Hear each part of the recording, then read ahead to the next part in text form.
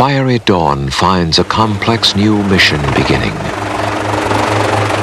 As the rediscovery of the world lures Calypso to Cuba, the Caribbean's most intriguing island. A team led by Jean-Michel and Jacques Cousteau unveils a Cuba few outsiders have seen, a land a Cuban poet called a long green crocodile reclining in the sun.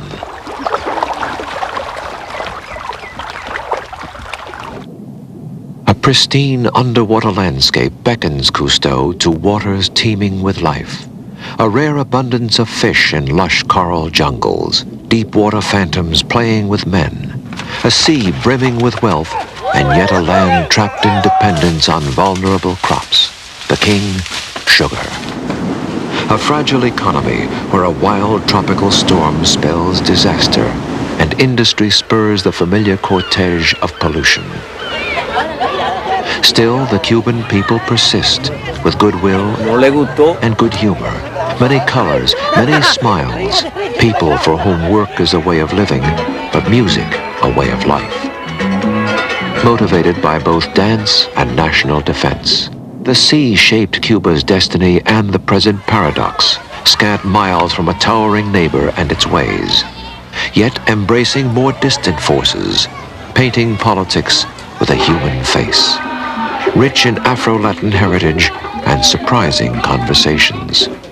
All the world, Fidel Castro is represented as a big cigar. En todo el mundo se representa a Fidel Castro con un gran tabaco.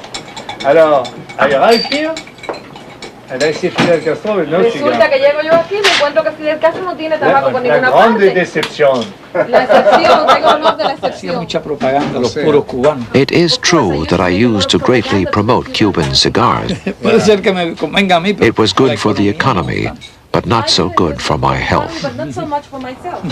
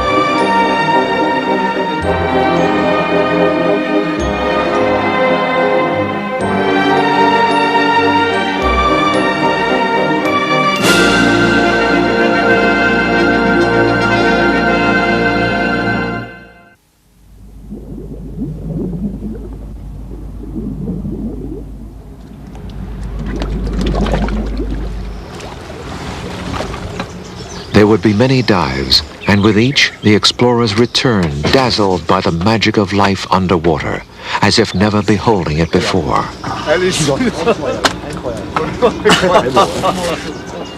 For 2 months, the team would savor the clear waters of Cuba. Si ça restait d'autres poissons, c'était moins joli, hein. C'est reflet. C'est argenté, là. The voyage begins with a light bird off the lush hills, as the Cousteau plane joins the Calypso for a unique survey of an island long secluded, unknown to many, traveled by few. Drawn by the mystery of the Cuban landscape, Cousteau sets out first to observe from above.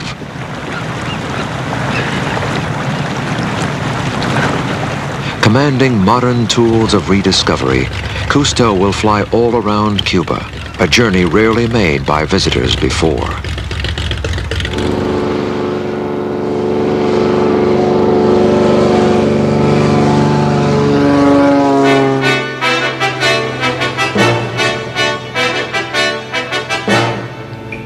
Cousteau and pilot Michael Sullivan float in a sky free of clouds.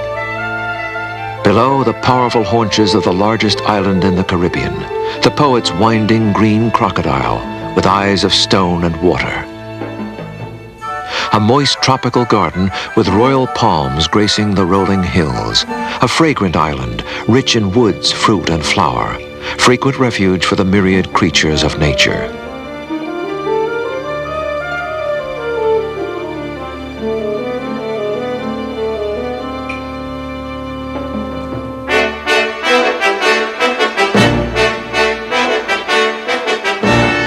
A zigzag line pressed with countless coves, the long coast of Cuba fooled Christopher Columbus, who believed he had reached a peninsula of Asia. A ship's replica marks his landfall in 1492, when he claimed Cuba a colony for Spain.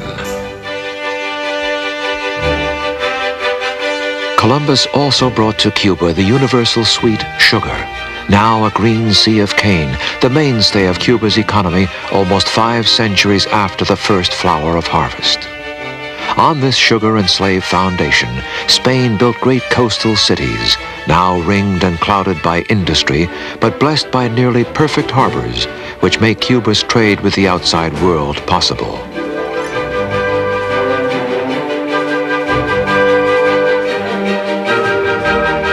Cousteau's survey reveals Cuba not as one island, but hundreds, a necklace of tiny cayos, marshes, and shallows. A water nursery for an extravagance of life, barely surviving now on neighboring Caribbean islands.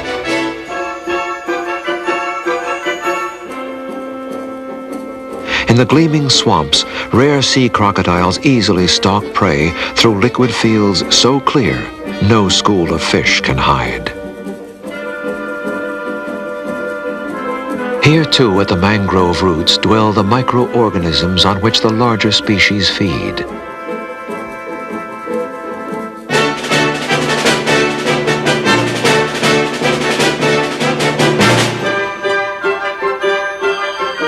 In the rich coastal ocean, a fish trap need only stand in place to reap a harvest.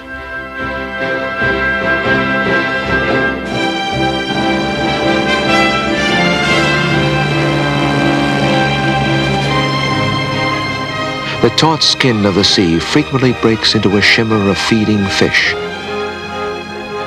or displays the fancy dress tuxedo cape of the manta ray.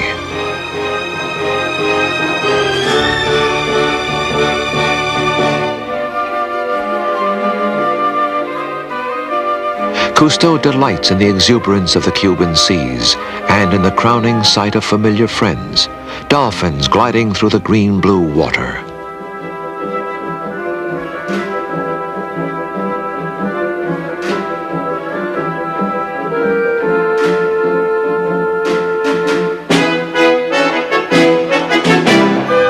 Calypso rolls lightly in what seems a virginal paradise of ocean life, and sets a steady course to better probe the riches Captain Cousteau spotted from the air.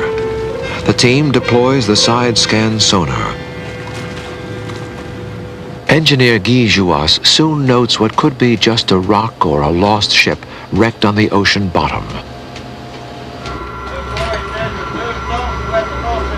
Eager to learn the true source of the sonar signal, Captain Albert Falco anchors Calypso while the team prepares to dive.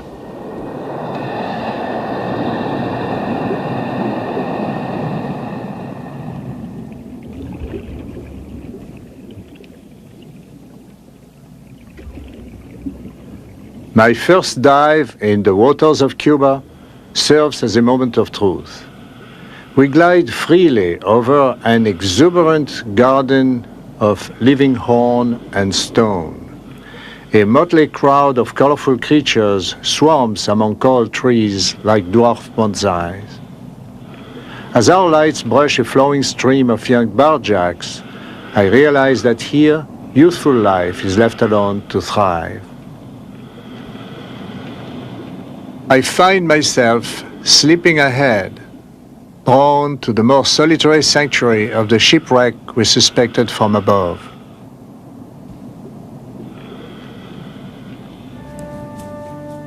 Like a beacon in the dark of the sea, a huge lone grouper easily takes the peak of the overturned ferry boat.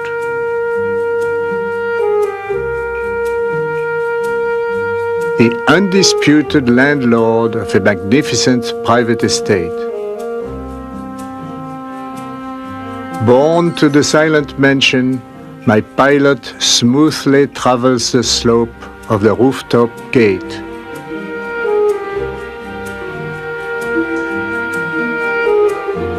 With a single flurry and sign, he beckons me enter.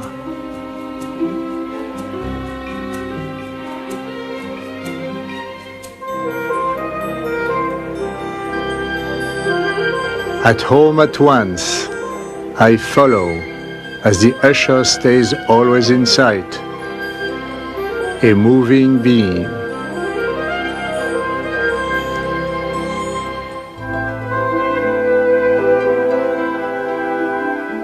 He could almost patch the broken metal, dressed in the yellow and red of the rusting hull. Both camouflage keeper and congenial guide, patiently waiting when we drag along. Our venerable escort graciously does the honors, granting the bubble-blowing strangers a visit to his crumbling castle.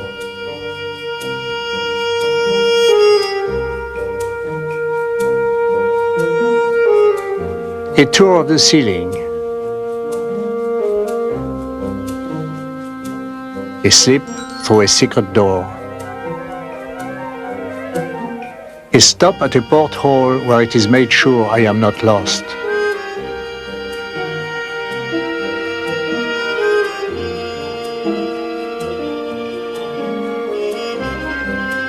Lured by our Minotaur, we penetrate deeper into this three-dimensional labyrinth. Then, as we safely near the exit, the grouper sees me out, the perfect host.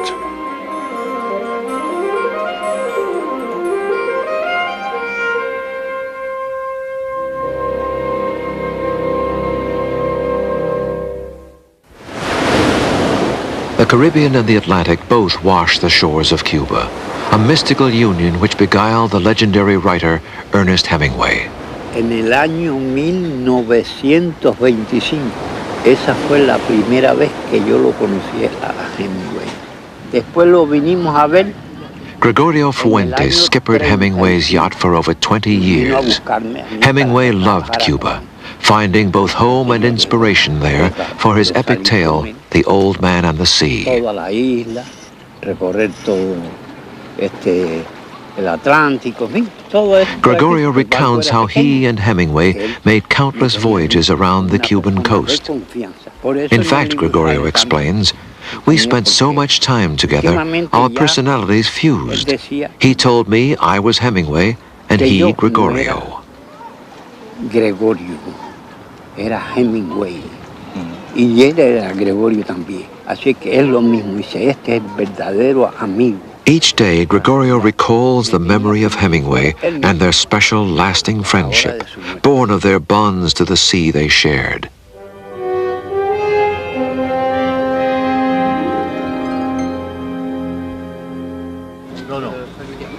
Another veteran of the sea gathers his friends as Calypso seeks clues to the vitality of Cuba's liquid realm.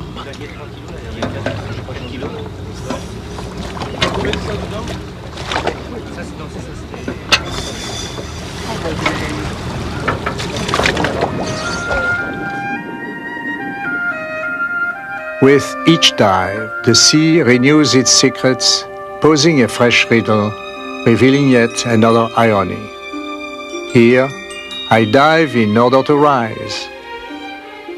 Up and over the breach of a coral canyon, onto the reef, a living catalogue of tropical creatures.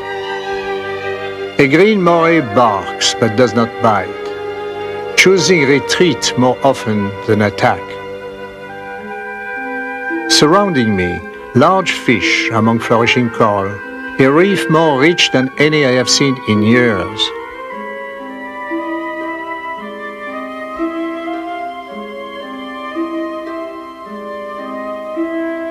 A melting pot of species swimming freely among each other.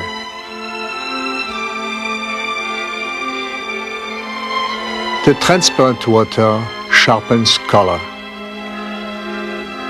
The blue tang glow like fresh ink on the elkhorn coral.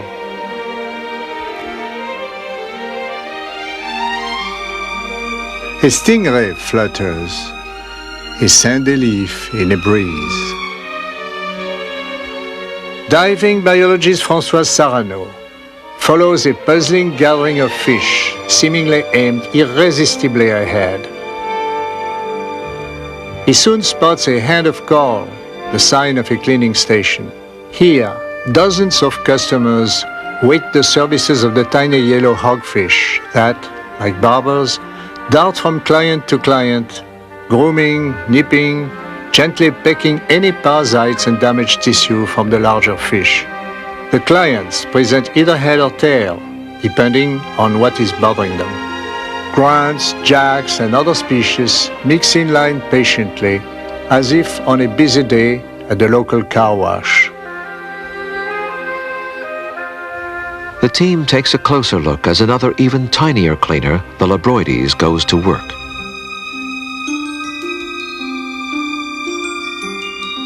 The cleaner browses.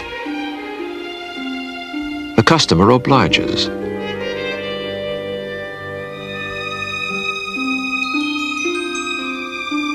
The cleaner receives unlimited permission to roam, removing annoyances and finding food for itself, a mutual service contract rendered by nature.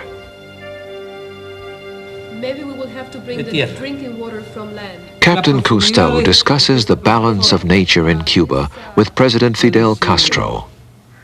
En el año 59, cuando triunfa la revolución, In 1959, había muchas especies que estaban casi agotadas. There were many species which many species had practically disappeared, including the manatee. Los cocodrilos estaban casi agotados también. There were almost no crocodiles.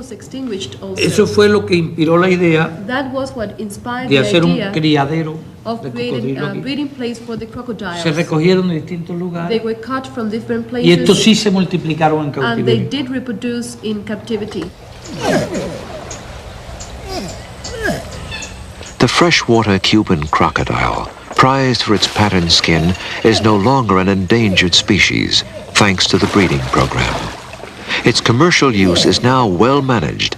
Hunting is forbidden, and young crocodiles find the living easy, since their every need is met.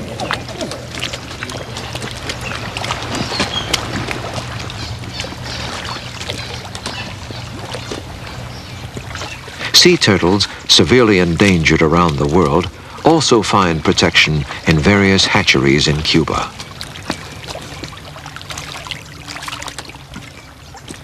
In the catching of fish, it seems Cuba also tries to avoid damage, using a system of wooden traps that collect fish as they swim.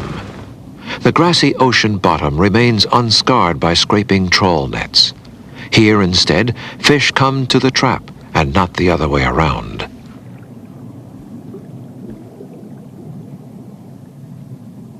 Fish, once caught, stay alive in these underwater corrals.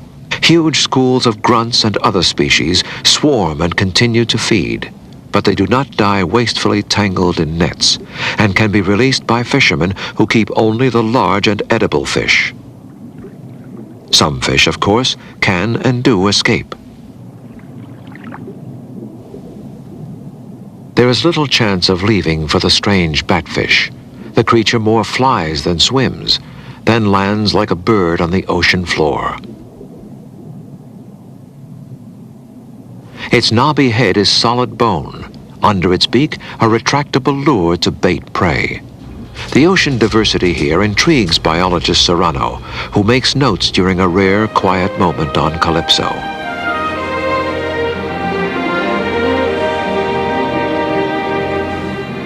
As night melts into warm, early morning, the familiar breakfast ritual between a team of friends begins again.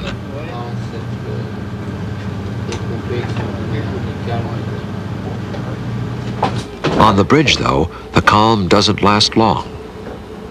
Albert Falco's practiced eyes spot a frantic flapping on the distant ocean's surface.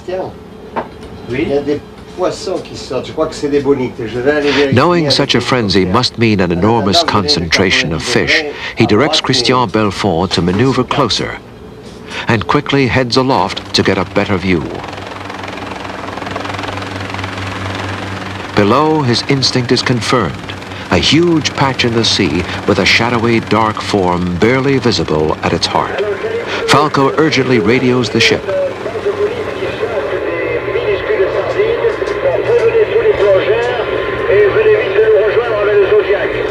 Reçu, je préviens les plongeurs. Plongeurs...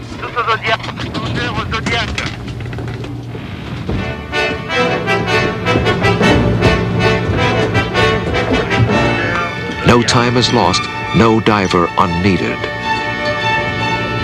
Calypso and the Zodiac race to the boiling patch, for this can be no ordinary gathering.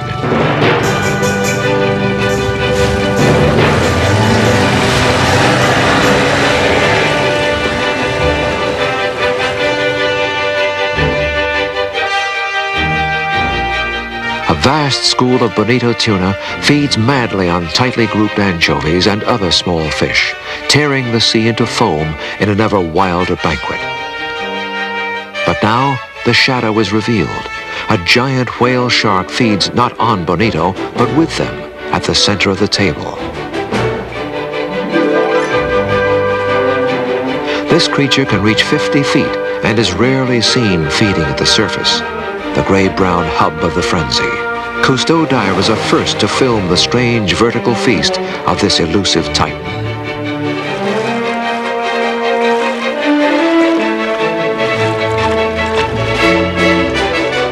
The whale shark feeds in gulps sometimes 4 feet wide. By sinking just enough, the shark need only let fish and tiny plankton wash into its mouth, then strain out seawater through its gills. The largest fish in the sea sustained, even piloted, by the smallest.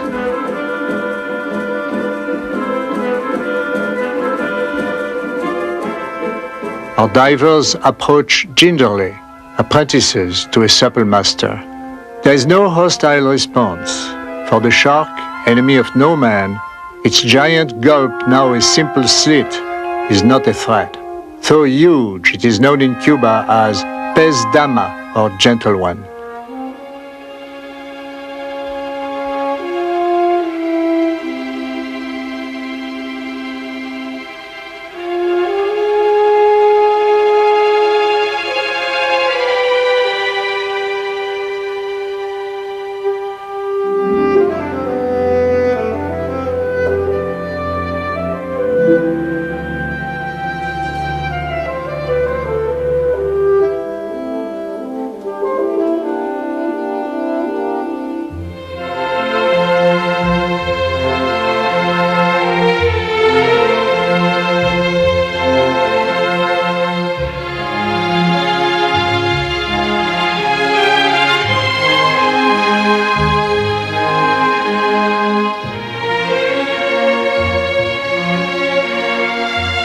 Eventually the steed twists away, diving sleekly to its usual deepwater home beyond our reach.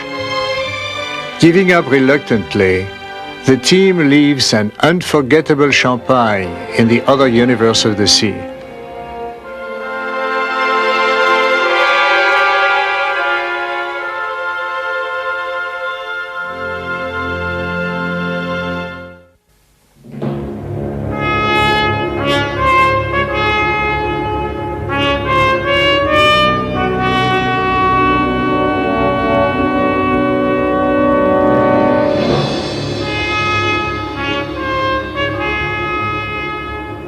Calypso approaches Havana, Cuba's sprawling coastal capital founded in the 16th century, protected by an excellent harbor which favored great wealth and commerce under Spain. A critical port for merchant ships and today's patrons of Cuba's trade.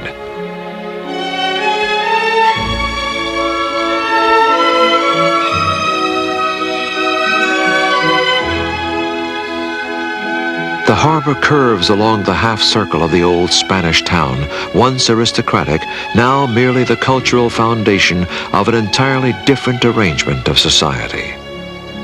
What you're working for Aquello por lo que usted trabaja is the happiness of your people. es la felicidad de su pueblo. Huh? But I also have the impression Sin embargo, también tengo la impresión that you think that the only good way for happiness que is usted the way piensa que la única forma de you llegar a esa think. felicidad es la forma en que usted la concibe. But it reminds me of Ford, Pero me recuerda a mí, who made his first cars and said, you can choose any color you wish provided that it's black. Sorry, but Estoy absolutamente convencido de que la The forma president que nosotros replies, estamos haciendo es la mejor, I am la más absolutely útil y la más convinced that adecuada the para system nuestro we are pueblo. using is the most adequate for our Los people. niveles de ignorancia, de when you consider the ignorance and poverty we surmounted. But I am not the best to testify to this. The best witness is the people.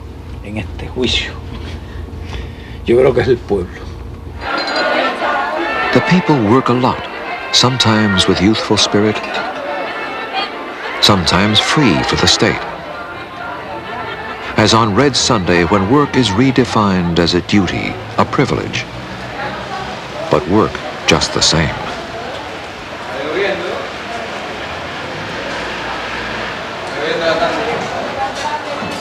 In small tobacco factories around Cuba, many hands work to produce the celebrated Cuban cigar, rolled to perfection from a humble brown leaf of the countryside, and never, it seems, more than a puff away. An expert can fingertip 14 cigars an hour, each a simple sculpture, each a statement by its maker. The land provides another crop of traditional work.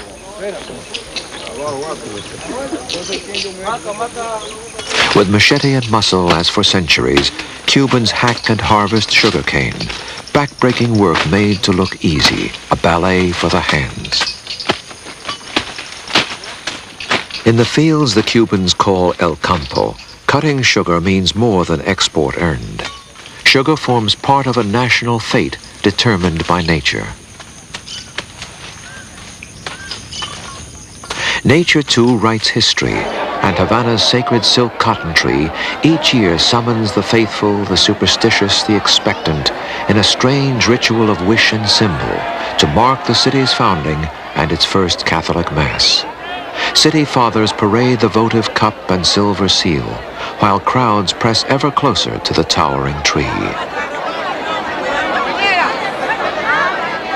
Once the point from which all distances were measured, today the tree serves magic, a touchstone for dreams. Sometimes waiting their chance all night, citizens circle 3 times for health, the city, and their own fortune. Money tossed could bring love, an automobile, relief from worry, or any other cause for celebration.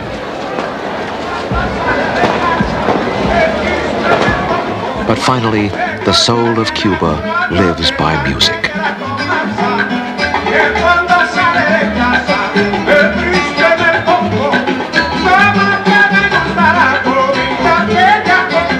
In streets swollen with people aching to dance or simply to play a familiar game among friends, the Cuban national memory thrives on Spanish ballad and African pulse.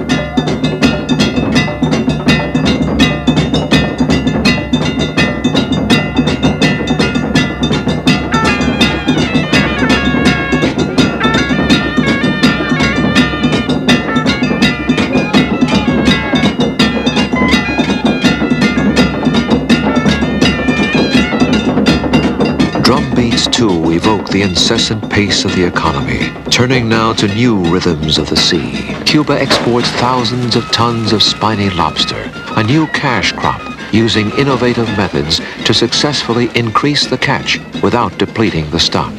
The Cousteau team learns the lobster industry has national priority, attracting young scientists to apply their training to the real conditions of the ocean. One biologist describes the nursery system, artificial shelters placed in the wild where juvenile lobster easily find them. Unusual undersea housing is scattered in zones closed to fishing, to ward off predators so the vulnerable young can grow.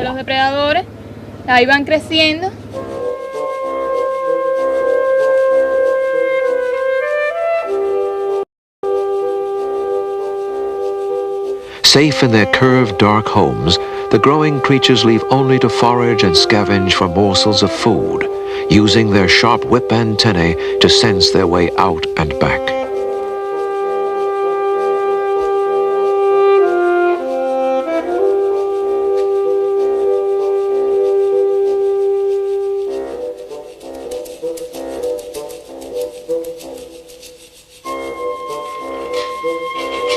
Once a lobster reaches 9 inches in length, it may be legally caught and sold to a world eager for the delicacy.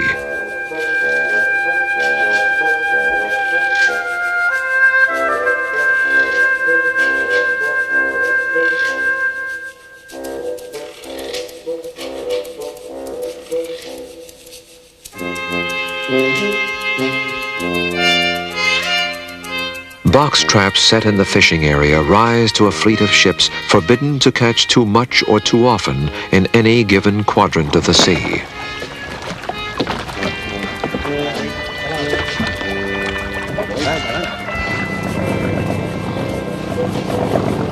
Sailing a sea of wise harvest, Oswaldo Contino explains the key point.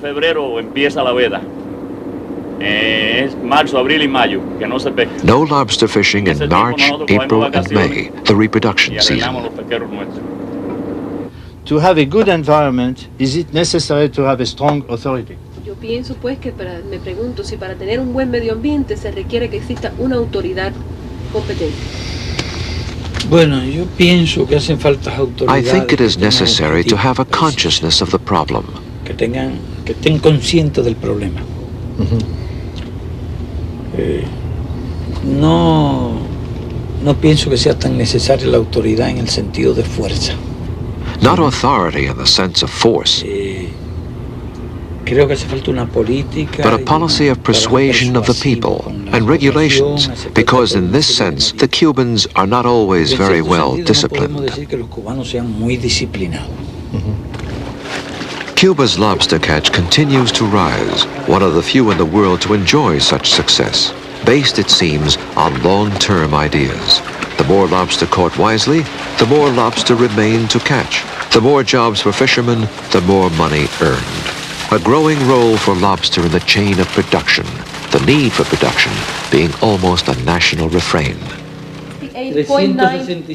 President Castro tells Captain Cousteau about a record-breaking genetically superior cow specially bred in Cuba. 2.2 kilograms of milk. En 244 días, 682 kilogramos de So in grasa. 300. Cousteau compares the cow to a famous coal. Esta superó todos los récords. Yes, agrees the president, this cow took all records. La máxima producción en 3 ordeños. Because the top production in one day 110,9 in 3 kilogramos. milking was 110 liters of milk. Una cosa realmente, los campesinos So no it's querían really creer. tremendous. The farmers did not want to believe it. Invitamos periodistas We had to invite internacionales para que international lo vieran. journalists. Va a ser la primera vaca. She's going In to be fact, the first the cow one is so famous, a monument will be erected to Pues si le her. hacen estatua a los guerreros, Because if they raise statues to the warriors, ¿por qué no hacer una estatua why a una vaca que not to producía the leche cow por una that escuela produced completa? milk for a whole school? Some production statistics, of course, remain on the hoof.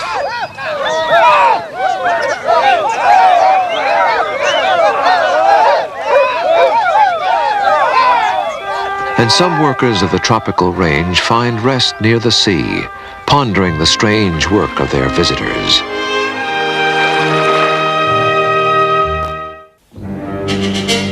Locked in hopeless combat with the sky, the rusted skull of a Spanish gunship bears mute witness to mad events of war, one of many ships embroiled, now broken, in the ocean shallows.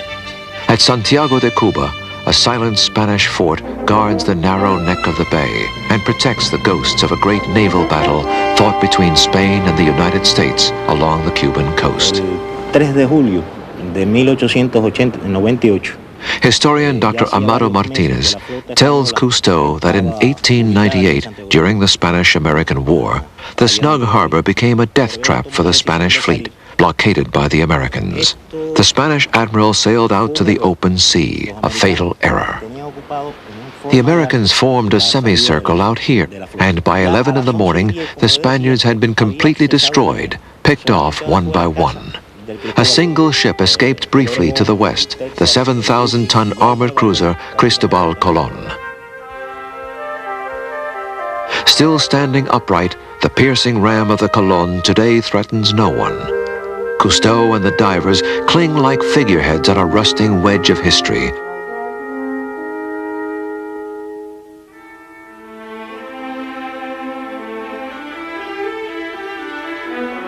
travelers across the barriers of time. We float above a smothered chimney that fueled Cologne in a race for life that could not be won. Outchased, heavy, Cologne succumbed.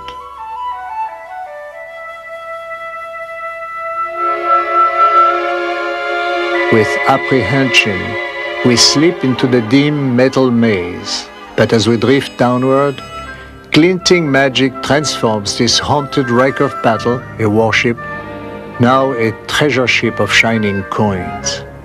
Stately tarpon, an invasion of glittering tarpon, at home in the rusting locker.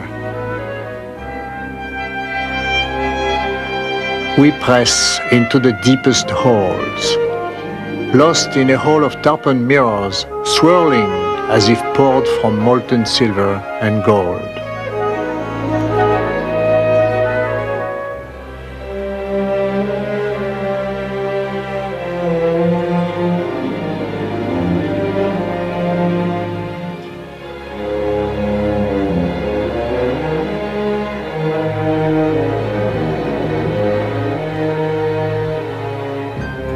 We followed the tarpon flowing skyward, back toward the light.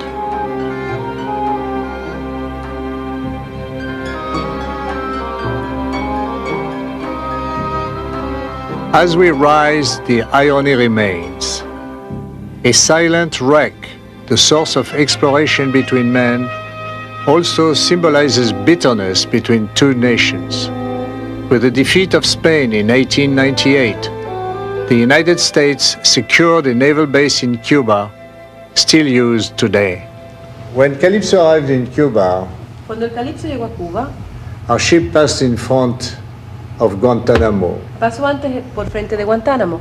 And in Guantanamo, there is an American naval base. After the Spanish-American War, the United States leased the base from Cuba for an unlimited period of time, an agreement the present Cuban government does not recognize as valid.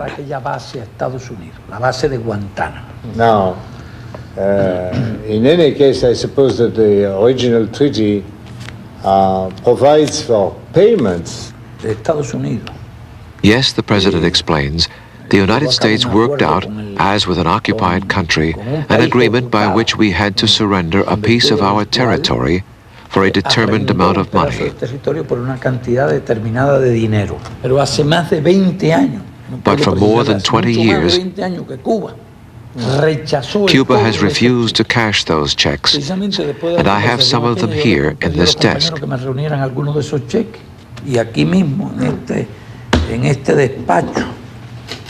En esta gaveta tengo algunos de ellos. Hace tiempo que no los veo. You mean these are the checks from the American government? Sí, estos son cheques del gobierno norteamericano. Sí, por Guantánamo.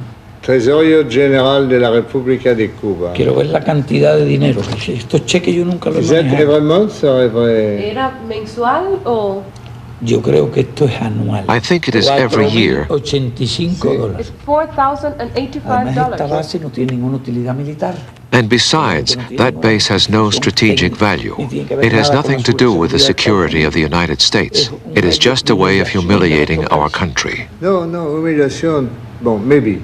But there is also another possibility. Pudiera ser, pero hay otra posibilidad.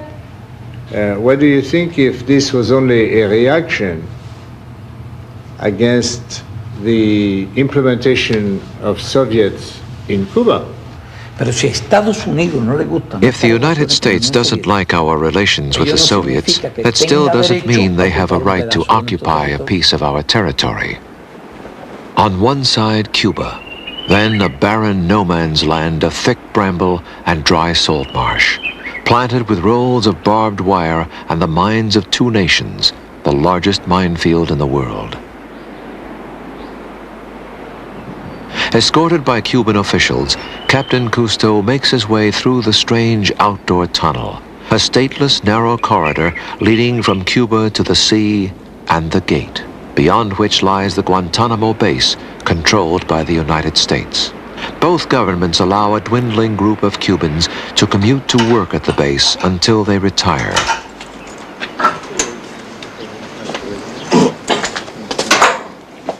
Each day, as for decades, the workers exchange their Cuban identity cards for American ones. Cousteau quietly shatters base routine, joining the workers, the first non-Cuban to cross from Cuba into the base since 1961, when diplomatic relations with the United States ended. Welcome to Guantanamo. Thank you. How are you today?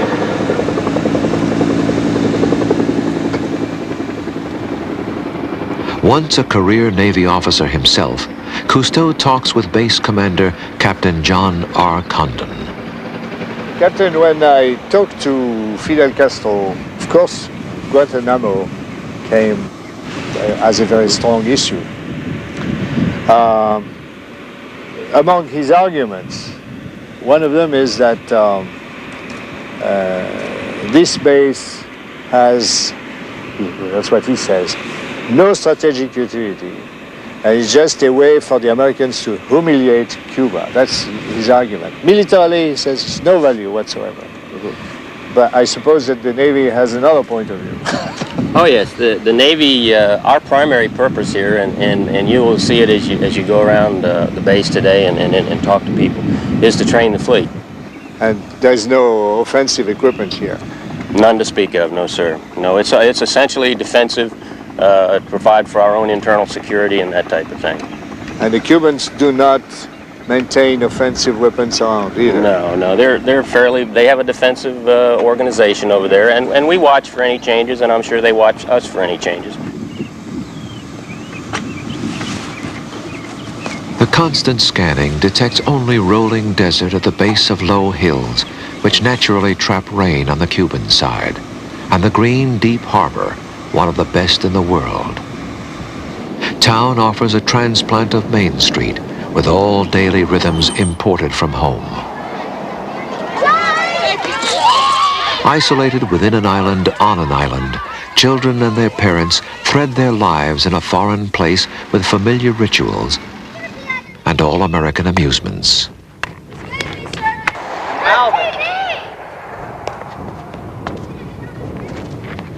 Come on, Rich, take him swing.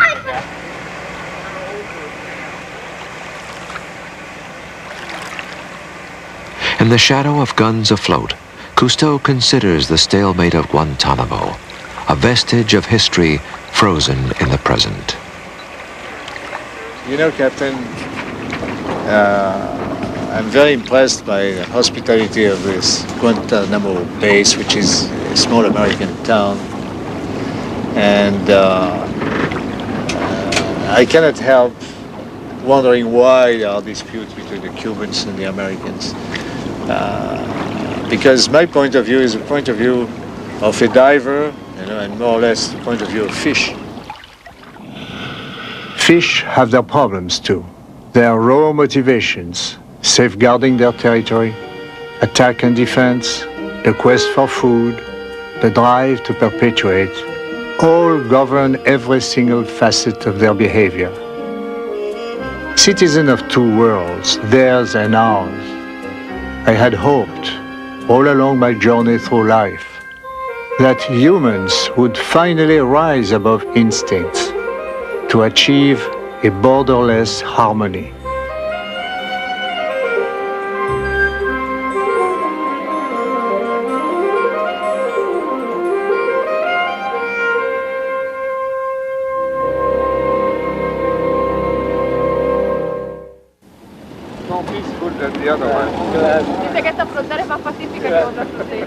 Captain Cousteau and President Castro make a tour through the Havana Botanic Garden and visit a high school where students greet the familiar leader and the familiar visitor.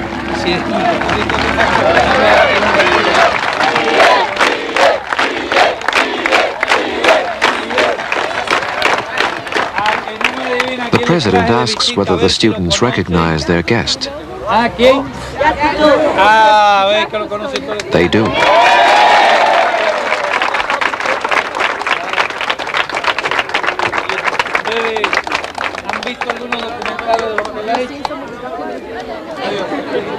Let's see if you know the ship where he works, the president says. Again, they know. I am moved by such welcome. Before me, the glowing faces of the most precious resource of any nation, its youth. School children head home. They live in a world that did not divide. For them, two halves reduced to the language they study. A seventh grader explains. School offers courses in Russian and English. Porque hay dos idiomas en la escuela. Y si a uno le gusta, uno escoge el idioma que quiere. Y si, por ejemplo, You choose the one you like. le gusta el ruso, lo ponemos una que de ruso. Si le gusta el inglés, le da inglés. A young boy counts to 10 in Russian. 1, 2, 3, 4, 5, 6, 7, 8, 9 y 10. His counterparts took English, stumped as to why. Es interesante. ¿Tú puedes darme los números en inglés, por favor? But they also count to please us. Empieza. 1, 2, 3, 4, 5, 6, 7, 8, 9, 10. Language is a tool for dreaming, a window on other ways of life. Finally, it is for children free of animosity to discover they are both members of their country and citizens of a world as eternal as the sea around them.